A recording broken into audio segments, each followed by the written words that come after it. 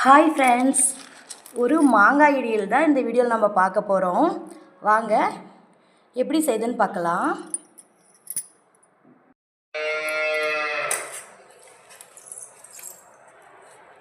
Hi friends, அடிக்கிற வெயிலுக்கு நாம் இப்போது மாங்காய் பச்சடி தான் செய்ய போகிறோம். வாங்க எப்படி செய்து பார்க்கலாம். முதல்ல மாங்காய் வச்சு அந்த கொட்டையை எடுத்துடலாம்.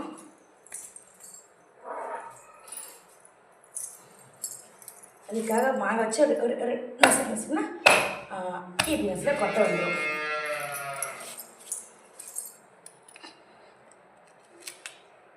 தேங்காய் கொட்டை வந்துருச்சு.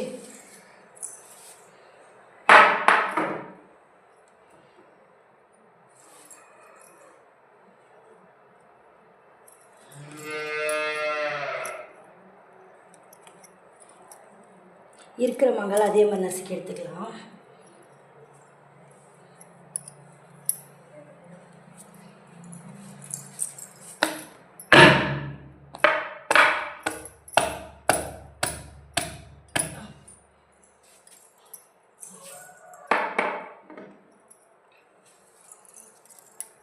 நசுக்கிட்டேன்.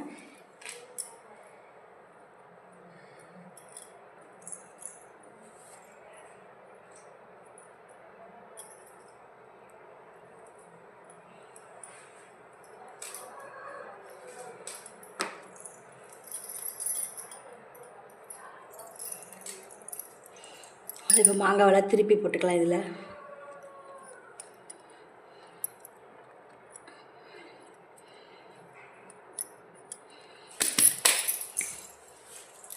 நல்லா நசுக்கிடலாம்.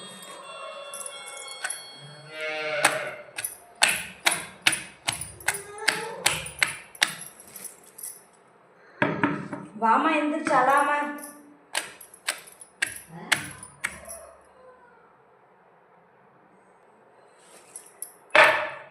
நல்லா நசுக்கிடலாம். சொல்லுமா. உனக்காக சர்ப்ரைஸாக ரெடி பண்ணிட்டு இருக்கேன். இது எங்கள் அம்மா எனக்கு செஞ்சு தரும். இன்றைக்கி நான் உனக்கு செஞ்சு தர வெயிட் பண்ணேன். இது இருக்குல்ல, இதை மாங்காய் நசுக்கிட்டு இதில் மிளகாய் உப்புலாம் போட்டு நசுக்கி சாப்பிட்டா.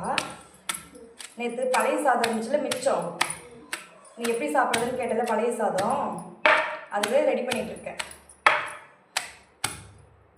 சாப்பிட்டு பார்த்து சொல்லு எப்படி இருக்குங்க. இப்போ நசுக்கிட்டுனா இப்போ வந்து இதெல்லாம் சேர்த்துடணும்.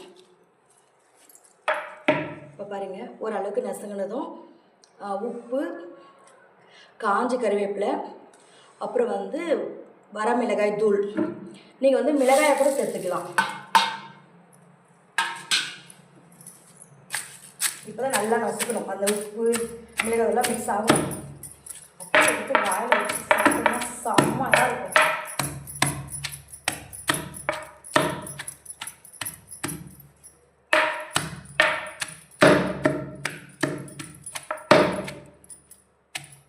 இதுக்கு உலக்கத்தடி வச்சுருப்பாங்க, அது வச்சு நல்லாயிருக்கும். இது வந்து இது பேர் உலக்கை. இது கொஞ்சம் வெயிட்டாக இருக்குது. இதே உலக்கத்தடினா குட்டியாக இருக்கும். நம்ம தள்ளி உட்காந்துக்கும், காரம் கண்ணில் விழுந்துடும். அப்படின்னா அப்படி நச்சு நச்சா நல்லா வச்சுருக்கேன். சுவையான மாங்காய் இடியல் ரெடி.